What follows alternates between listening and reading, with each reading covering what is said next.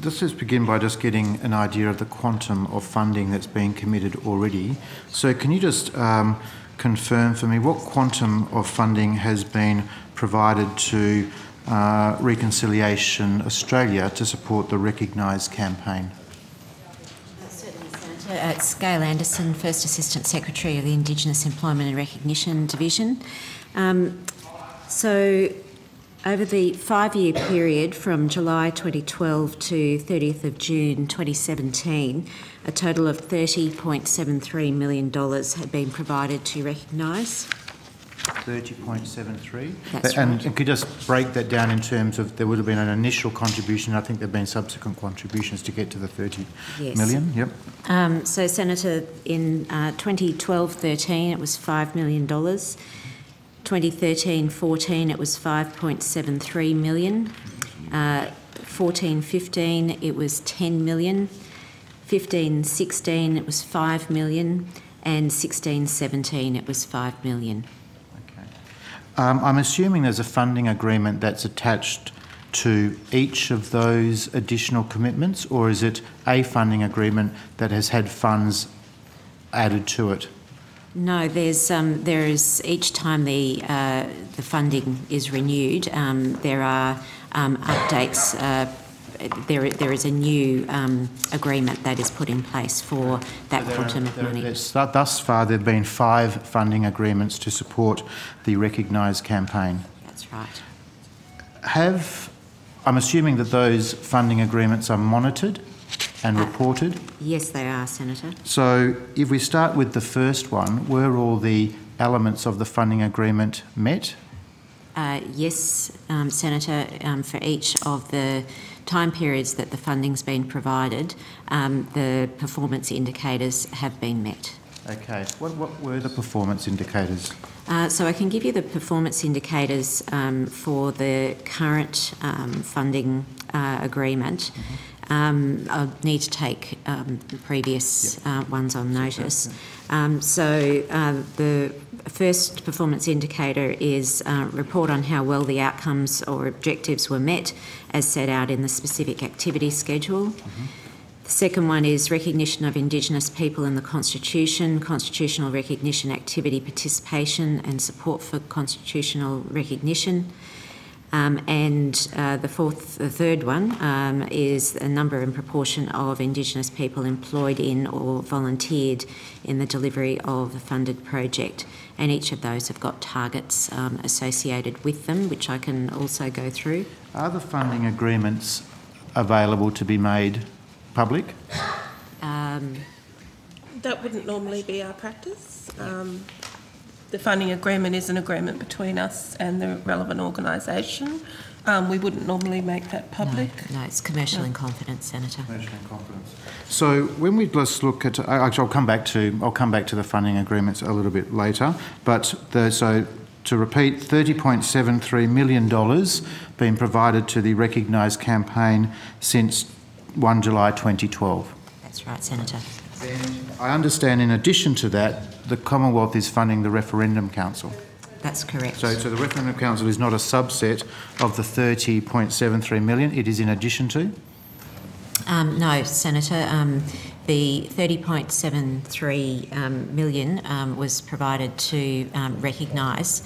The government has provided $9.5 million to the Referendum Council over the 2 financial years, 15-16 and 16-17.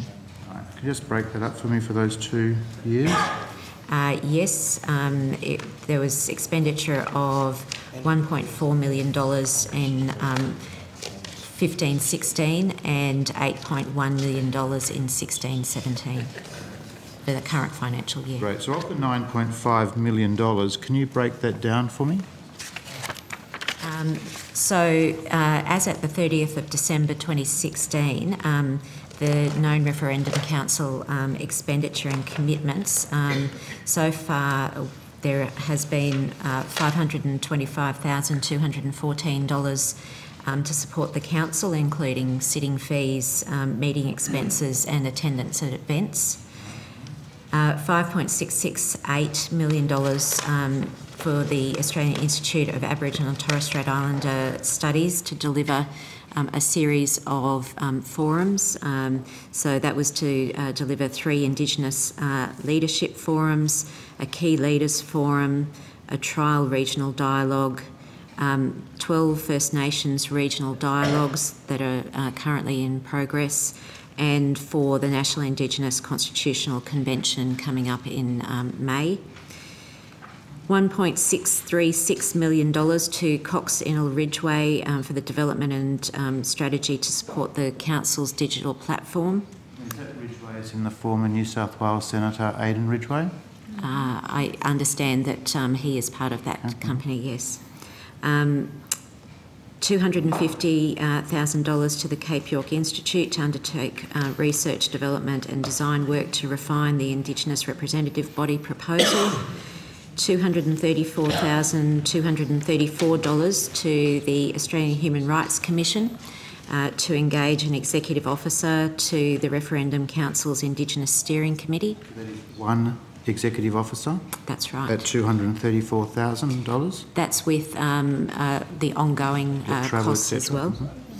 And $30,000 for the development and interpretation of the Referendum Council's community discussion paper. Okay. Now, is that discussion paper the one here dated October 2016?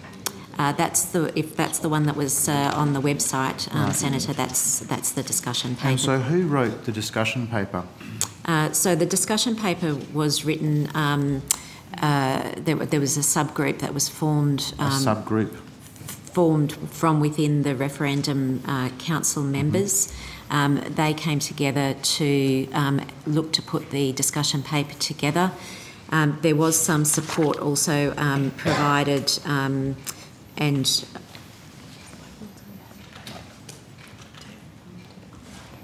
we also had a copywriter involved in that process. We're also looking to have the paper interpreted in a number of Indigenous languages as well. For the total cost of $30,000? That's right. Have you read the paper? Yes, I have, Senator. Would you call it creative? Is there any new work in it? The paper is factual, Senator. And very factual. That's right. There's nothing new in it. 9 pages of written text, 2 pages of questions. That works out to about $3,300 a page. So let's just turn briefly then to, if we could, the $525,214, which is the first quantum that you gave me. And you said, I think, that is for referendum council costs. So would that include sitting fees and accommodation, etc.? That includes sitting fees, accommodation, flight costs, other meeting expenses. So how many meetings have been held that accounts for that 5? So has that been totally acquitted? Yes, it has. And so how many meetings does that represent? So that's 8 meetings, Senator. 8 meetings. And are the council members giving a sitting fee? So the co-chairs are remunerated and council members are paid a daily sitting fee, with the exception of 2 of the council members who are not entitled to sitting fees because of other work that they're involved with the Commonwealth. Right. Now, are there any limitations or rules that are put around members that are on the Referendum Council being given work associated with the Referendum Council or funded from the Referendum Council? No, Senator, not that I'm aware of. Do normal Commonwealth procurement rules exist, or would they be applied in this situation? Senator, I understand that that they could be applied. It's also a matter for the Referendum Council itself in the way that they're managing their budget. So the Referendum Council itself determines how it will spend the money, absent of the sort of normal guidelines that might exist across the Commonwealth around procurement rules or tendering processes. They're not obliged to follow those rules or arrangements? No, they are obliged to follow the rules that would apply, normal rules that would apply to Commonwealth funding, Senator. And certainly there have been a number of examples where we have gone to the Department of Finance to work with them around costings to ensure that the council is following the particular rules that that apply. So you've gone to finance to get a level of comfort that that is actually being followed? Yes. And what has finance said to you? The discussions that we've had with finance have proceeded along the lines that where the expenditure has been agreed by finance, that it's it's appropriate. So who's monitoring the work of the Referendum Council and the outcomes that it's working towards? Ultimately, the Referendum Council reports to the Prime Minister and the Leader of the Opposition. Mm-hmm. So ultimately, both of those individuals have, I guess, the ultimate oversight. From a day-to-day basis, it is the responsibility of an area within my division, the Secretariat, to maintain financial oversight to ensure that the council remains within its budget. But the council makes its own decisions. That's right. That's right. So just with the $525,214, if you could provide me a breakdown of the costs for each of those 8 meetings that you referred to, I'm sure you can do it. Referendum Council member, airfare, accommodation, sitting fee, and so we can see the participation of Referendum Council members at each of those meetings. Certainly, Senator. I just want to turn to the Leaders Forum, I think it was called, in Sydney on July the 6th. Can you just explain to me what was the program for that Leaders Forum? I'm assuming they arrived at a certain time. There would have been a program. It would have finished at a scheduled time. Was there a breakfast meeting? Was there an afternoon or evening event? So, Senator, are you... I'm not quite sure of the meeting that you're referring to. The 6th of July 2015, which is the subject of this recognised media statement. That was the Prime Minister's Kirribilli meeting. Yep. Senator, was it the current or must have been the former? Former, yeah. former Prime Minister's Kirribilli. Minister, I would need to take that one on notice, if I can, please. Right. Well, again, if you could let me know what the program was for the day, if there were pre or afternoon official events, who attended. Of course, some Referendum Council members would reside in Sydney, others would have had to travel to Sydney. If they travelled to Sydney, what the airfares were, but also where they were accommodated and what the accommodation and hotel expenses were for each of those council members that were accommodated at the hotel. Do you remember what hotel they were accommodated at? Senator, the meeting that you're referring to actually was held before the Referendum Council members were appointed. Right. Well, okay, so the people that attended the Kirribilli event weren't necessarily Referendum Council members. Okay, so each of those people that participated in the Kirribilli event, if I could have their name. Yep. It might be better if the officer behind who's assisting sat at the table. It might be more comfortable and easier. Yeah. Thanks. Looks like a little... I'm oblivious, I can't quite see that. Sorry, Senator Smith, can I have an indication of roughly how many more questions? 3 more minutes. Okay, great, thank you. So let's call it the Kirribilli event, is not accounted for in any of those figures that you've detailed for me already? Yeah. No, it is not in those figures that I just mentioned to you. The figures that I mentioned to you are part of the $9.5 million that was allocated to the council. 30-point-something million for Recognise Australia. We've got 9.5 million for the Referendum Council. We've got the costs of the Kirribilli event. That's correct. But Senator, we can get those details. Great, thank you. for each participant at that particular meeting. So the $5.6 million that is provided to the Aboriginal Institute of Aboriginal and Torres Strait Islander Studies, which I think is being used to support the 18 meetings, which is the 3 Indigenous leaders meetings, the 1 trial regional dialogue, the 12 regional dialogues and the National Convention. Can you give me a breakdown of the costs that have been incurred thus far? Because of course we haven't had the National Convention yet. That's right. The costs thus far for each of those forums that have been held. Senator, would you like me to give you those figures now, or take great. them on Yes, notice? please, no, give them now. Yeah, that's right. Yep. Sorry, Senator. Give them now. Give them now. Give them Yeah. now. So we're talking about the subset is the $5.6 million that's been provided to the Aboriginal Institute of Aboriginal and Torres Strait Islander Studies. Yep. Okay. So the Indigenous leadership meetings, they were the 3 meetings. One was held in Broome in June of 2016. That had 34 attendees, and the total cost was $159,984.01. And how many attendees? 34 attendees. They were traditional owners to that particular leadership meeting.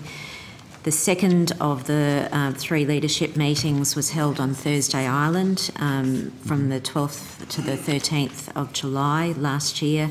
There were 29 attendees and there was a total cost of $95,197.95. And the third of the Indigenous leadership meetings was held in Melbourne on the 18th and 19th of July last year. 65 attendees at a cost of $126,751.43. Is that 19? That was 120. Yeah, but how many attendees? 65. Okay. Just in the limited time that's available to me, and I'm disappointed I can't find the document. Oh, here we are. Participation in the meetings, and this participation in the 18 meetings is, I would call it, sort of heavily restricted in terms of who can participate, because I'm just reading now from the Referendum Council document. It says meetings are capped at 100 participants, 60% of places are reserved for First Nations traditional owner groups, understand that, 20% for community organisations. Is that strictly Indigenous community organisations or community organisations generally? At the 12 First Nations regional dialogues, that's restricted to Indigenous community organisations. And then 20% for key individuals. Who's a key individual? It could be a variety of people. It could be local leaders. It could be local elders who don't necessarily. Do you nominate, or are you selected? I think the way that the invitee list is organised is between a discussion between the Referendum Council meeting members and the local facilitators who have been engaged to assist with the meeting preparation and, in fact, the delivery of those discussions as well. Right. So they're not really public discussions, or they're not really open forums, are they? No, Senator, they're not open forums. They are, the locations have been selected by in particular the Indigenous members of the Referendum Council, and in conjunction with community members, the attendee list is put together. So they are quite specific forums that really do focus in on a discussion with First Nations people within those particular locations. The work so far and the public commentary and reporting that's been coming out of many of these meetings.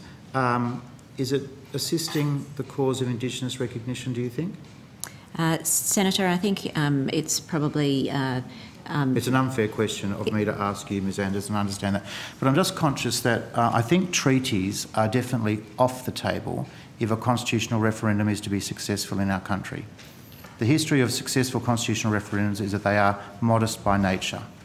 So a treaty would definitely be off the table.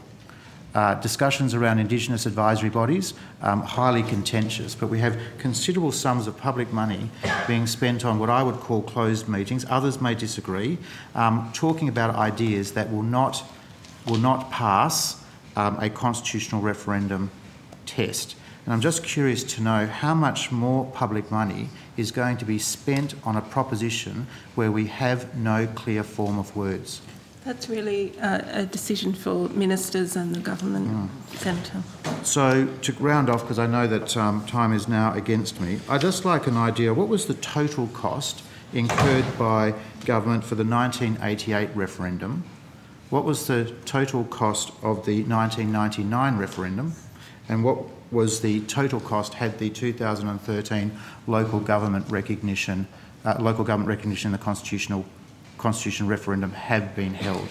Because already we know that money's been reserved in the consolidated revenue account to hold a referendum, which is money in addition to the almost $50 million that we've heard here today.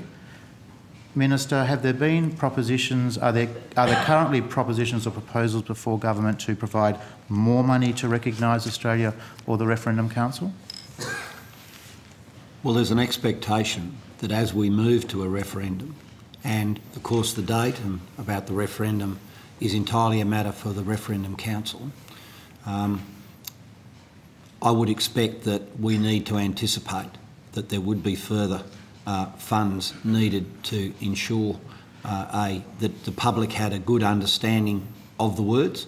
But there are but no at this words. stage, there is some contemplation around some further funds for recognition. For RA, but not necessarily for recognise. But I think we should take that question on notice exactly where that's up to, Senator. But those the last few questions, I think you went to me before an answer was able to be provided, and I'm sure they'll be able to take that on notice. The question around cost of previous referendums would have to take on notice. Yeah, of course. Okay, I'd argue, and others will have a different view, but for $50 million, we've actually moved further away from a consensus on how to approach Indigenous recognition, not closer to one. Well, I don't look. This is a sensitive matter. I'm somebody who would love to have. It's an expensive matter. Well, indeed, but a very important matter to the First Australians. It's a matter that there's been a bipartisan approach in terms of the approach to that, about getting the words. There has been, I think, reasonably to describe as an exhaustive process. It started with, my colleague Senator Dodson was part of the expert panel.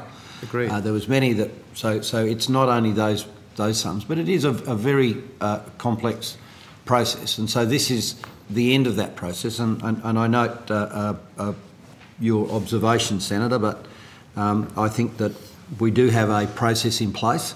That process has not come to completion yet, and we hope that we'll have both a set of words. And I would always wish for the recognition of our First Australians and our Constitution to be a very important thing for all Australians. This is not only about Indigenous Australia. It's now very clear, though, the constitutional referendum will not be held to coincide with the 50th anniversary of the 1960 referendum. I think we can safely say that that's not going to happen. I agree, Senator. Thank you. Thank you, Senator.